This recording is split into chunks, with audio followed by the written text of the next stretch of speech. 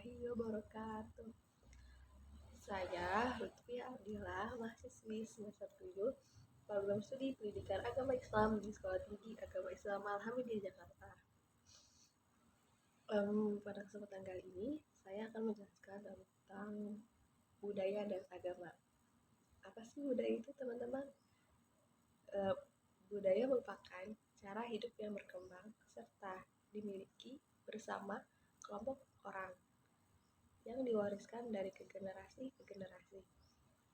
Budaya ini terbentuk dari berbagai unsur, termasuk sistem agama dan politik, adat istiadat, perkakas, pakaian, bangunan, bahasa, serta karya seni. Bahasa, sebagaimanapun, juga sebuah budaya. Kenapa? Karena bahasa bagian yang tidak terpisahkan dari manusia, sehingga kebanyakan manusia lebih cenderung menganggap sebagai sebuah warisan secara genetis. Saat orang yang berusaha berkomunikasi dengan orang-orang yang berbeda budaya, serta lebih menyesuaikan perbedaannya, dan membuktikan bahwa budaya itu dapat dipelajari. Budaya juga merupakan pola hidup yang menyeluruh. Budaya memiliki sifat yang kompleks dan abstrak serta luas. Berbagai budaya turut menentukan perilaku komunikatif.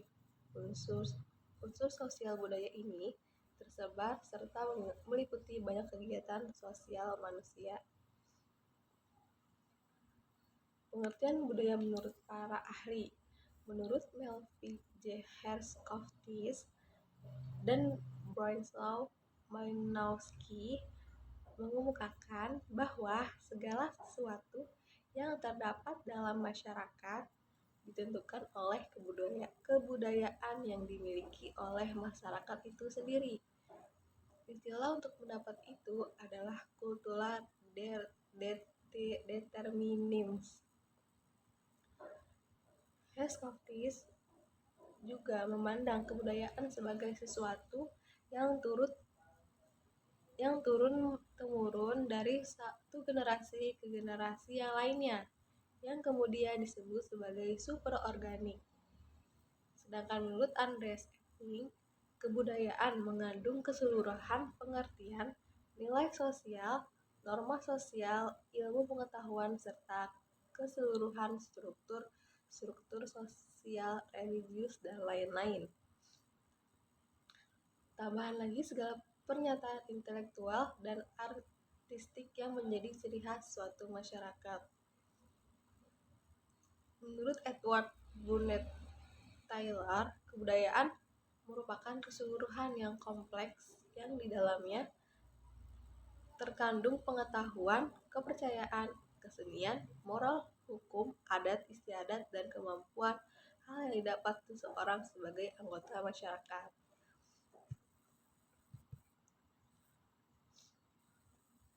Sedangkan menurut Selo Sumarjan dan Sulaiman Sumardi, kebudayaan adalah sarana hasil karya, rasa, dan cipta masyarakat. Bermacam definisi ini dapat disimpulkan bahwa kebudayaan merupakan sesuatu yang akan mempengaruhi tingkat pengetahuan serta mengikuti sistem ide atau sebuah gagasan yang ada dalam pikiran seorang manusia, sehingga dalam kehidupan sehari-hari kebudayaan itu bersifat abstrak. Sedangkan suatu perwujudan kebudayaan merupakan benda-benda yang diciptakan oleh manusia sebagai makhluk yang berbudaya, yang berupa perilaku, serta benda-benda yang bersifat nyata. Sebagai contoh, perilaku, peralatan hidup, bahasa, organisasi sosial, seni, religi, dan sebagainya. Yang semua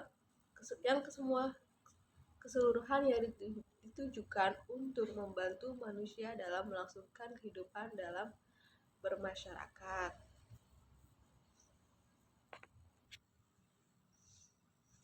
Sedangkan fungsi-fungsi agama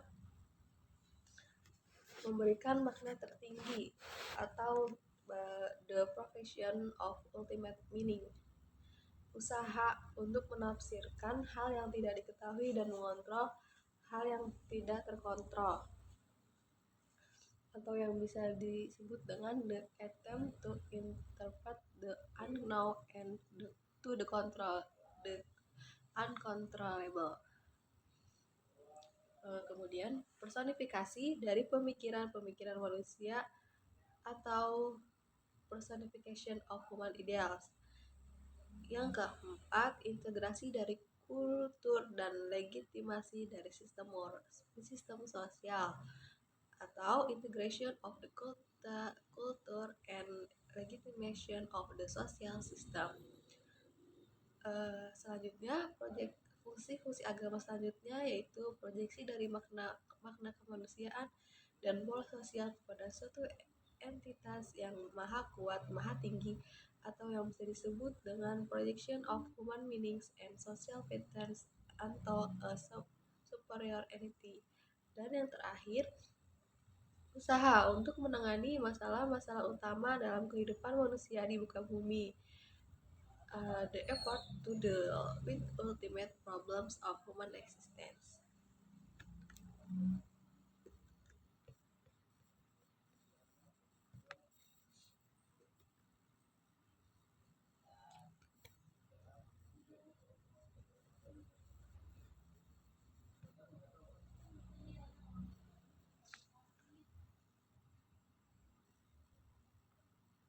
Fungsi undang-undang agama.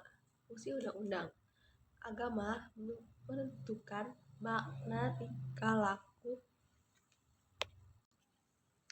untuk menentukan mana tingkah laku yang salah dan mana yang benar. Yang salah akan dihukum masuk neraka dan yang benar akan diberi anugerah masuk ke surga, insya Allah. Agama telah menjadi undang-undang yang mengatur tingkah laku manusia. Sang Maha Kuasa selalu menjaga dan memperhatikan umatnya, memperhatikan hambanya, menjadi mereka dalam suatu mahkamah muktamad di akhirat nanti. Yang berdosa masuk ke penjara neraka, yang benar masuk ke dalam taman surga. Agama juga sebagai fungsi meringankan beban hidup. Agama mengambil alih beban dalam membuat keputusan penting dalam kehidupan dari diri individu manusia ke Sang Maha Kuasa. Apabila manusia menghadapi beban hidup yang berat, maka mereka akan menghadap dan berserah diri kepada Tuhan Allah Subhanahu wa taala.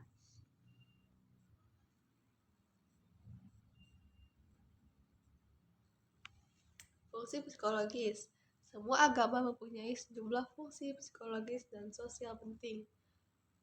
Agama mengurangi dan mengobati rasa khawatir dengan cara memberi penjelasan tentang hal-hal yang tidak diketahui dan membuat hal-hal itu dapat dipahami.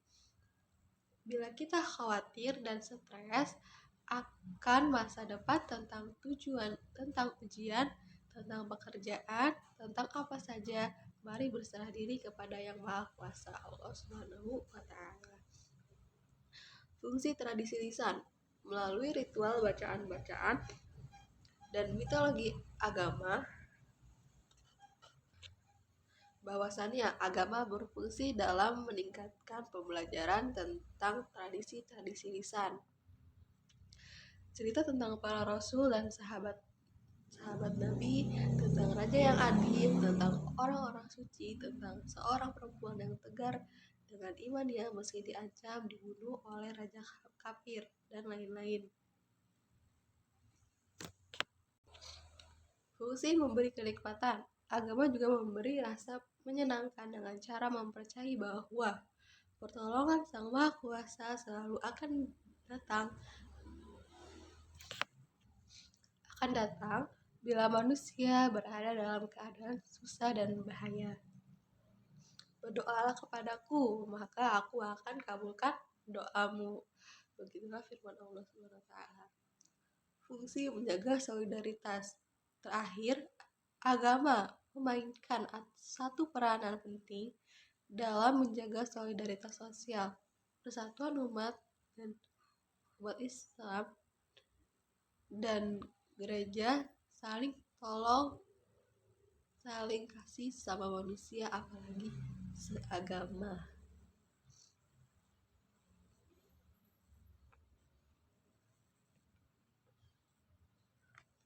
Oke, poin yang ketiga, agama dan perilaku budaya. Bagaimana perilaku orang beragama tidak lepas dari nilai-nilai budaya setempat? Agama adalah simbol yang melambangkan nilai ketaatan kepada Tuhan. Kebudayaan juga mengandung nilai dan simbol manusia sebagai hidup dalamnya. Agama memerlukan sistem simbol, dengan kata lain agama memerlukan kebudayaan agama. Agama juga sesuatu yang final, universal, abadi, dan tidak mengenal perubahan, sedangkan kebudayaan bersifat partikular, relatif, dan temporer.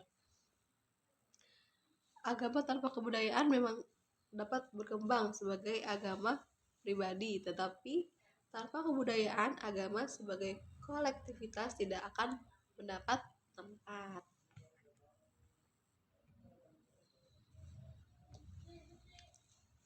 Islam merespon budaya lokal atau adat atau tradisi dimanapun dan kapanpun, dan membuat diri untuk menerima budaya lokal, adat atau tradisi sepanjang budaya lokal, adat atau tradisi tersebut tidak bertentangan dengan spirit nas Al-Quran dan Sunnah.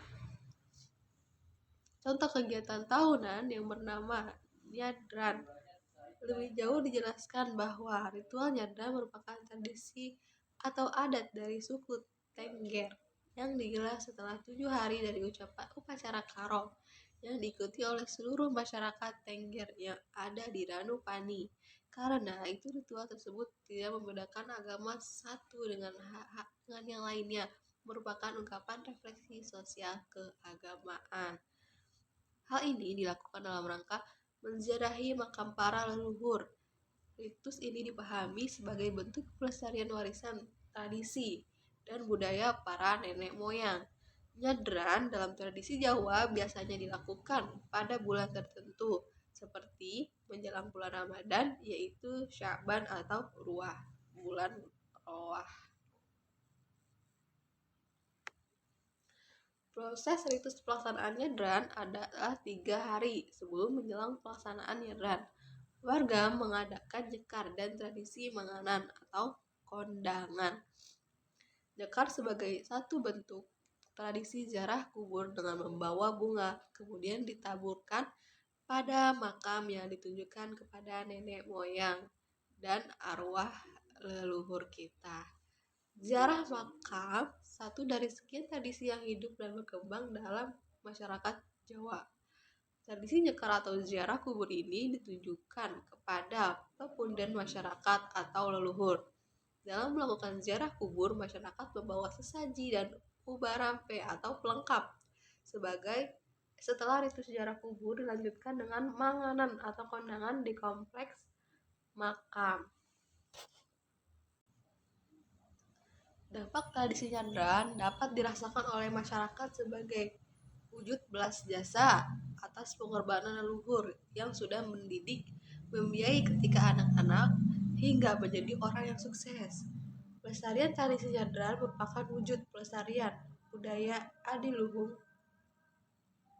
Peninggalan nenek moyang, terdapat sejumlah kearifan dalam proses tradisi nyadran yang sangat relevan dengan konteks kekinian. Lebih dari itu, nyadran menjelma menjadi ajang silaturahmi, wahana perekat sosial, sarana membangun jati diri bangsa, rasa kebangsaan dan nasionalisme. Saat pelaksanaan nyadran, kelompok-kelompok keluarga atau terah tertentu tidak terasa terkotak-kotak dalam satu sosial. Jadi semuanya udah satu budaya gitu. Udah gak mandang agama, sosial atau yang lainnya. Kelas, agama, golongan, partai politik dan sebagainya.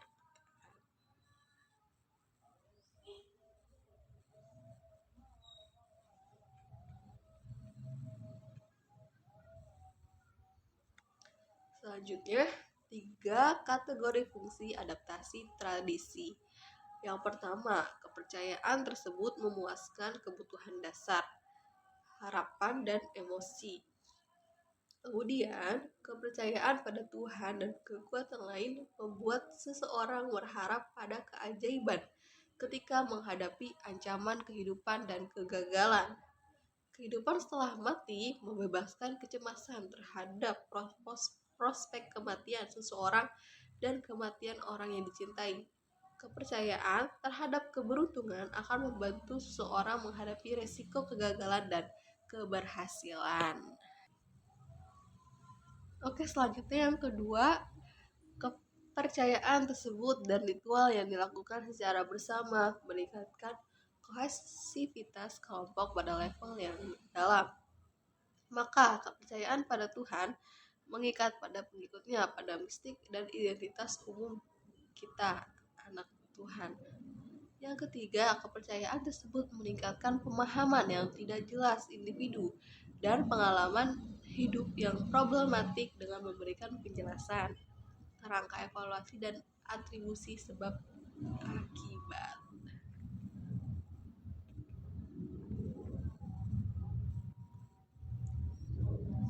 Nah, jadi kesimpulannya, agama dan budaya adalah aspek dalam kehidupan manusia yang membentuk perilaku manusia tersebut. Meskipun budaya adalah hasil dari konstruksi kognitif manusia itu sendiri,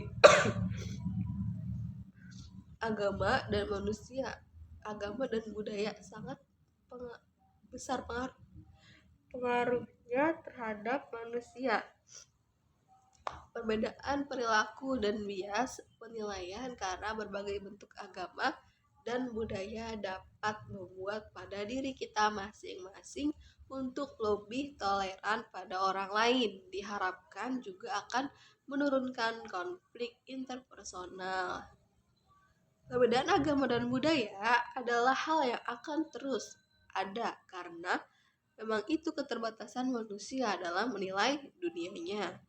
Tetapi yang perlu diantisipasi adalah bagaimana perbedaan itu bermanfaat, menjadikan perbedaan itu berjalan bersama untuk kesejahteraan bersama.